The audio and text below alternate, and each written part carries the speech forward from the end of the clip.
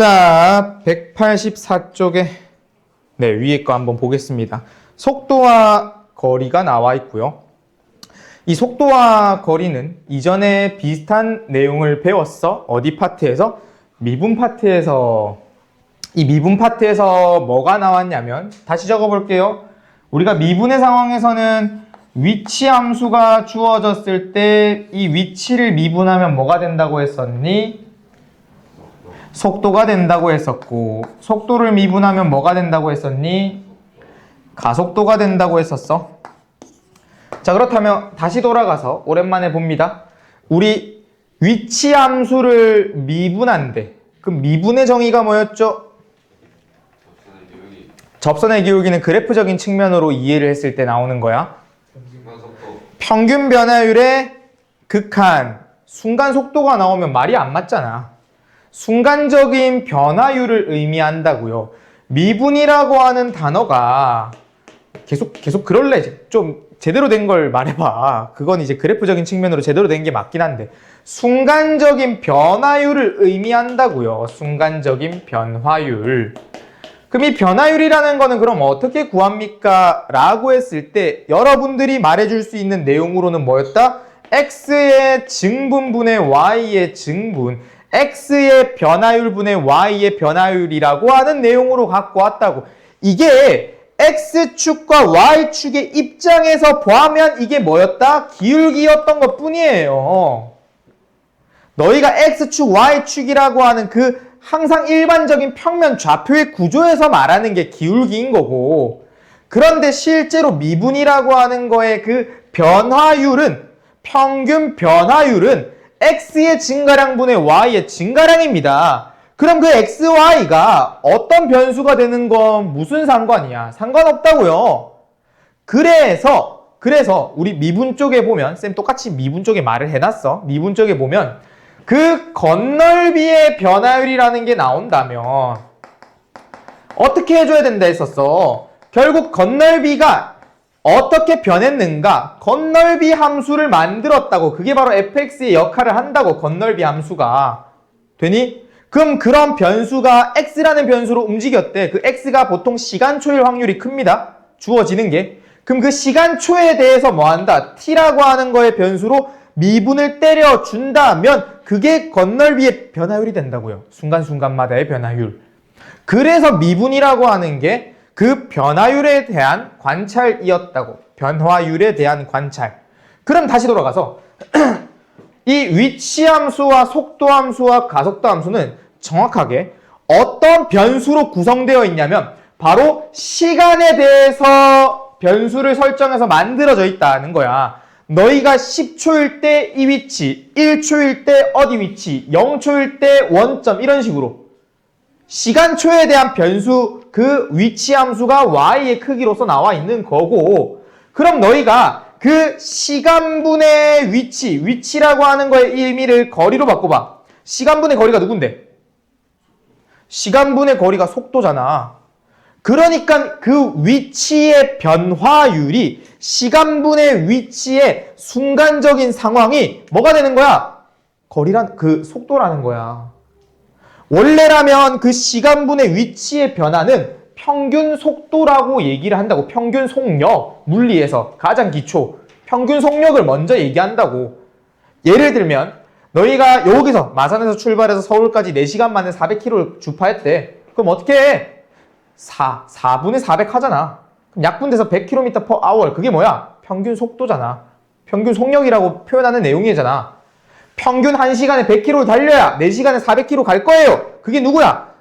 속도잖니. 평균 속도라고 부르는 거. 그게 평균 변화율이라고. 누구? 위치의 평균 변화율이란 말이에요. 속도로 표현됐을 뿐. 그런데 그걸 순간으로 만드는 거니까 어떻게 됐다? 위치라고 하는 시간에 대한 함수를 시간에 대해서 미분을 했대. 순간적으로 만들었대. 간격을 좁혔대. 그러니까 속도가 된다는 거야. 속도의 미분이 어떻게? 가속도가 되는 거야. 똑같이 t에 대해서 미분을 한 거니까. 그럼 여기까지가 미분의 설명이면, 미분의 뜻을 이해하고 있어야 된다고요. 설명이면 우리는 적분이네. 이 미분을 정확하게 뭐 할 거다? 반대로 돌아가는 게 바로 적분이 되는 거야.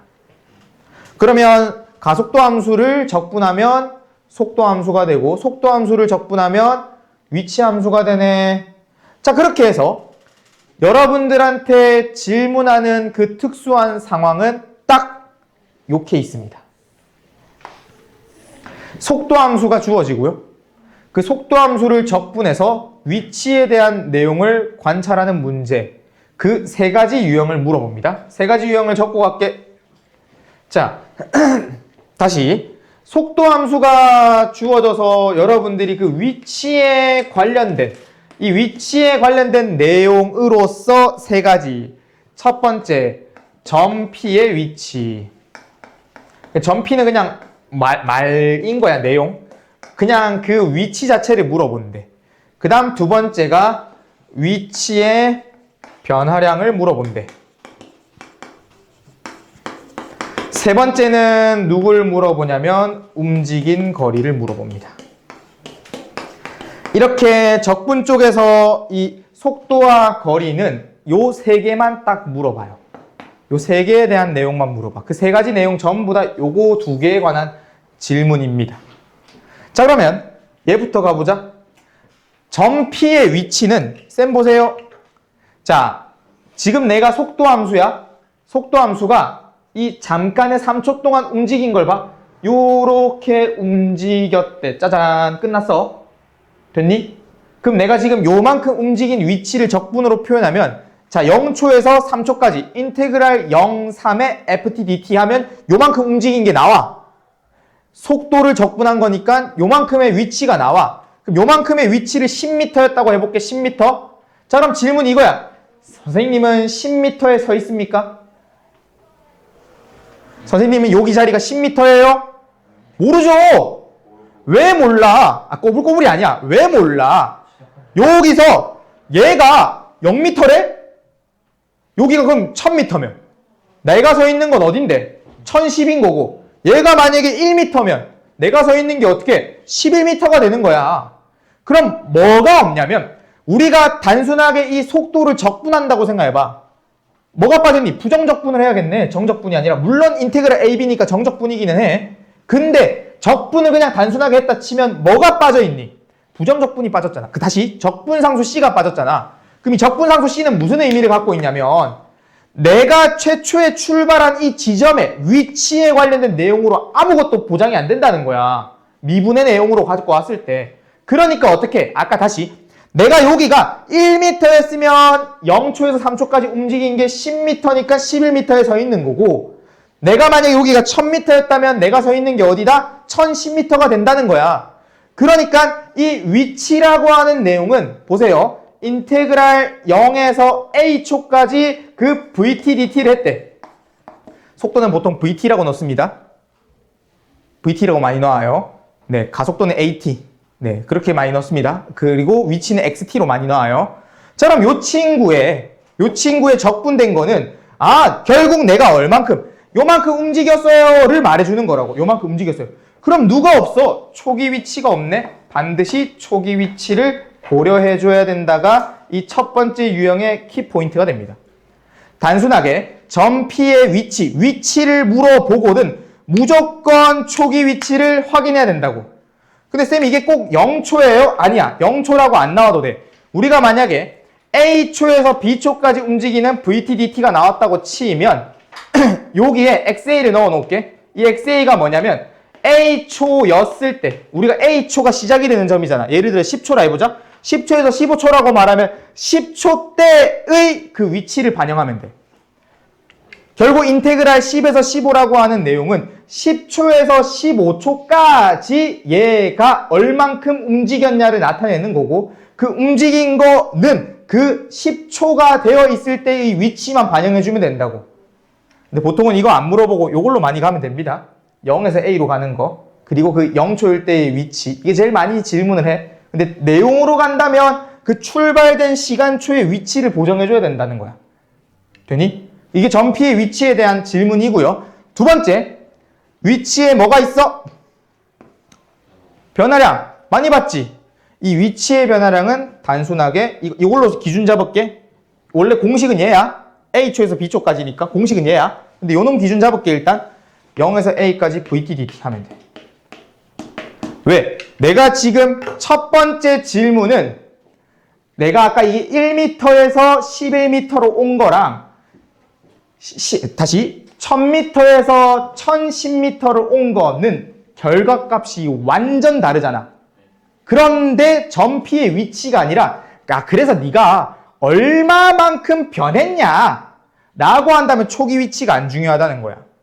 결국 1m에서 도착 지점 11m 얼만큼 변했니? 10m. 내가 여기 1000m에서 1010m 와봤자 얼마만큼 변했니? 10m. 위치의 변화량은 결국 적분만 갖고 오면 돼.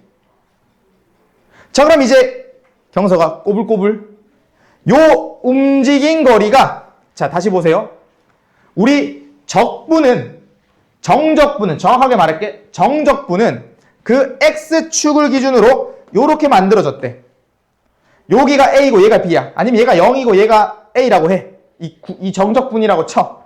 그럼 요 친구가 플러스 6, 다시 여기가 6이고 얘가 16이 됐다 해볼게. 그럼 이 친구에서 이 친구까지의 정적분은 실제 값이 얼마예요? 10이죠, 10. 10이잖아. 왜? 요 X축 아래쪽, 이거 X축이야? X축 아래쪽의 내용이 나온다면 정적분의 실제 값은 뭘로 나온다고 했어? 마이너스 6으로 나온다 했죠.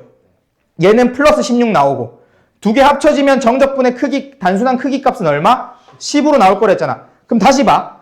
내가 지금 여기 1m 지점, 1m 이제 필요 없어. 그냥 이 지점에서 아까 10m 움직인 결과물을 보니까 짜잔 10m 움직여져 있었잖아. 근데 이게 실제로 그 시간초마다 분석해서 보니까 어떻게? 처음에는 6만큼 여기로 왔대.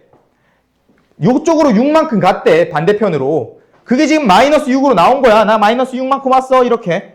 그래 놓고 어떻게? 앞으로 16만큼 간 거야. 그래서 도착 지점은 결국 뭐야? 10m만큼 움직인 거야. 왜? 위치의 변화량은 초기 위치랑 그 다 지나고 끝마무리가 결국 네가 어디 있는 데를 보는 거기 때문에.